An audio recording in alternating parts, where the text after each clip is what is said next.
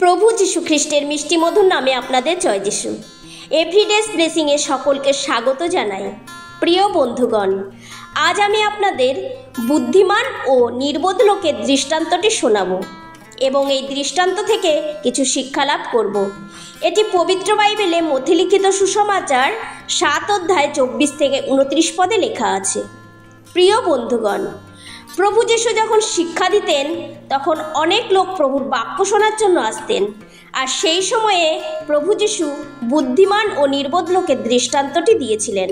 প্রভু যীশু বললেন, যে কেহ আমার এই সকল বাক্য শুনিয়া পালন করে তাহাকে এমন একজন বুদ্ধিমান লোকের তুল্য বলিতে হইবে, যে পাষাণের উপরে আপন গৃহ নির্মাণ করিল। পরে বৃষ্টি নামিল, বন্যা আসিল, বায়ু বহিল এবং সেই গৃহে লাগিল, তথাপি তাহা পড়িল না, কারণ পাষাণের উপর তাহার ভিত্তিমূল স্থাপিত হইয়াছিল। আর যে কেহ আমার এই সকল বাক্য শুনিয়া পালন না করে তাহাকে এমন একজন নির্বোধ লোকের তুল্য বলিতে হইবে, যে বালুকার উপরে আপন গৃহ নির্মাণ করিল। পরে বৃষ্টি নামিল, বন্যা আসিল, বায়ু বহিল এবং সেই গৃহে আঘাত করিল, তাহাতে তাহা পড়িয়া গেল ও তাহার পতন ঘোরতর হইল। প্রিয় বন্ধুগণ, প্রথমে আমরা সেই ঘরের বিষয়ে দেখি যা পাষাণের উপরে তৈরি। পাষাণের উপর তৈরি ঘরের যে ভিত্তিমূল তা অনেক মজবুত হয়। ভিত্তিমূল যদি মজবুত থাকে, যতই বৃষ্টি হোক, ঝড় হোক, বন্যা হোক, সেই ঘরে যদি আঘাতও করে তা পড়ে যায় না, স্থিরভাবে দাঁড়িয়ে থাকে। তাই প্রভু যীশু তার দৃষ্টান্তে এই ধরনের ব্যক্তিকে, যে তার গৃহ পাষাণের উপরে অর্থাৎ পাথরের উপরে নির্মাণ করে, তাকে বুদ্ধিমান বলেছেন। এর দ্বারা প্রভু বোঝাতে চেয়েছেন যে যারা প্রভুর বাক্য শোনে এবং শোনার সাথে সাথে তা পালন করে, সে হলো সেই বুদ্ধিমান মানুষ। প্রিয় বন্ধুগণ, ঈশ্বরের বাক্য হলো আমাদের চলার পথের আলো। আমরা কোন পথে চলব, কোন পথটি সঠিক, বা আমরা যে পথে চলেছি তা কি ঠিক না ভুল, তা আমাদের বলে দেয়। এই বাক্য যখন আমরা দুঃখে থাকি আমাদের সান্ত্বনা দেয়। যখন আমরা মনে করি আমরা একলা, কেউ আমাদের সাথে নেই, তখন বাক্য আমাদের জানিয়ে দেয় সর্বশক্তিমান ঈশ্বর আমাদের সাথে আছেন। যখন অভাব, অনটন, অসুস্থতা, বিপদ আমাদের ঘিরে ধরে, তখন মনে হয় সাহায্যকারী কেউ নেই। আর সেই সময় বাক্য আমাদের বলে আমাদের সাহায্যকারী হলেন সৃষ্টিকর্তা ঈশ্বর। তাই বাক্য আমাদের জানতে হবে, শুনতে হবে এবং পালন করতে হবে। ঈশ্বরের বাক্যের গুরুত্ব আমাদের দিতে হবে। আর তাই যারা ঈশ্বরের বাক্য শোনে আর তা পালন করে, প্রভু যীশু তাদের বুদ্ধিমান বলেছেন।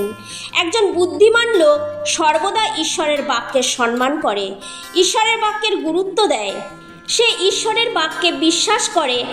আর সেই রকম ব্যক্তির জীবনে যতই দুঃখ কষ্ট, অভাব অনটন, অসুস্থতা, ঝড়, এমনকি তাড়না আসলেও সে কখনো পড়ে যায় না, সে স্থিরভাবে দাঁড়িয়ে থাকে। প্রিয় বন্ধুগণ, সমস্যা, ঝড়, তুফান, বিপদ, তাড়না আপনার জীবনে আসবেই।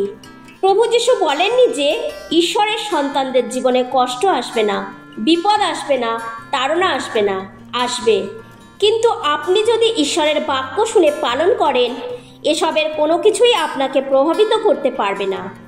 অনেক বিশ্বাসী ভাই বোন আছে যারা মনে করে যে প্রভু যীশুকে বিশ্বাস করলে কষ্ট, দুঃখ, অসুস্থতা, বিপদ, প্রলোভন, তাড়না আসবে না। প্রিয় বন্ধুগণ, একজন প্রকৃত বিশ্বাসীর জীবনে সমস্যা, কঠিন পরিস্থিতি আসবেই। কিন্তু আপনি যদি ঈশ্বরের বাক্য জানেন, তার বাক্যে জীবনযাপন করেন, তিনি বিশ্বস্ত ঈশ্বর, তিনি কঠিন সময়ে আপনার পাশে থাকবেন। আপনার সমস্যা থেকে বেরোবার পথ তিনিই আপনাকে করে দেবেন। অতএব প্রিয় বন্ধুগণ, আপনি যদি ঈশ্বরের বাক্যে জীবনযাপন করছেন, তাহলে আপনিও ঈশ্বরের দৃষ্টিতে একজন বুদ্ধিমান লোক। হতে পারে আপনি অনেক লেখাপড়া জানেন, আপনার অনেক ডিগ্রি আছে, আপনি অনেক ধনী, অনেক বড় বড় লোকেরা হয়তো আপনাকে সম্মান করে, কিন্তু আপনি যদি ঈশ্বরের বাক্য শোনেন কিন্তু তা পালন না করেন, তাহলে ঈশ্বরের দৃষ্টিতে আপনি একজন নির্বোধ লোক। এই নির্বোধ লোকদের ব্যাপারে প্রভু যীশু বলেছেন, তারা তাদের ঘর তৈরি করলো বালির উপর, আর বালির উপর তৈরি ঘরের ভিত্তিমূল মজবুত হতে পারে না, সেটা হয় দুর্বল, তার স্থিরতা নেই। তাই বৃষ্টি আসলে, ঝড় আসলে, বন্যা আসলে, সেই ঘরের উপরে তার আঘাত আসলে সেই ঘর স্থিরভাবে দাঁড়িয়ে থাকতে পারে না, পড়ে যায় এবং ধ্বংস হয়ে যায়। প্রিয় বন্ধুগণ, যে লোক এই রকম ঘর তৈরি করে তারা ঈশ্বরের দৃষ্টিতে নির্বোধ। প্রভু যীশু এই ধরনের লোকদের বিষয়ে বোঝাতে চেয়েছেন, তারা চার্চে যায়, প্রার্থনা করে, বাইবেল পড়ে, ঈশ্বরের বাক্য শোনে, কিন্তু তা পালন করার ব্যাপারে গুরুত্ব দেয় না। তারা বাক্যের সম্মান করে না। তারা বাক্য এক কান দিয়ে শোনে, আর এক কান দিয়ে বের করে দেয়। আর তাই যখন তাদের জীবনে দুঃখ আসে, কষ্ট আসে, অভাব আসে, অসুস্থতা আসে, প্রলোভন আসে, তাড়না আসে, তারা পিছিয়ে পড়ে, দুর্বল হয়ে যায়, তারা হতাশ হয়ে যায়, তারা ঈশ্বরের উপর বিশ্বাস রাখতে পারে না। তাদের জীবনে তাড়না আসলে তারা পড়ে যায়। প্রিয় বন্ধুগণ, প্রভু যীশু এই ধরনের লোকদের নির্বোধ বলেছেন। আজ মণ্ডলীর মধ্যে এই দুই ধরনের লোকই দেখতে পাওয়া যায়। তাই প্রিয় বন্ধুগণ, আসুন আজ আরেকটিবার নিজেদের যাচাই করে দেখি, আমরা কি বুদ্ধিমান না নির্বোধ লোকের মতো। সমস্যা, দুঃখ, কষ্ট, তাড়না আমাদের জীবনে আসবেই, কিন্তু ঈশ্বরের বাক্যে নির্ভর করুন, তার বাক্য অনুসারে জীবনযাপন করুন।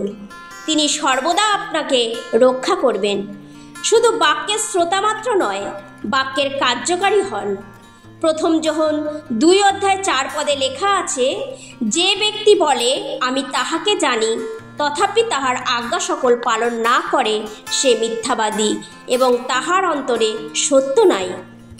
প্রিয় বন্ধুগণ, যদি আপনি প্রার্থনা করেন, মণ্ডলীতে যান, ঈশ্বরের বাক্য পড়ছেন বা শুনছেন, কিন্তু তা পালন করছেন না, তবে আপনি একজন মিথ্যাবাদী।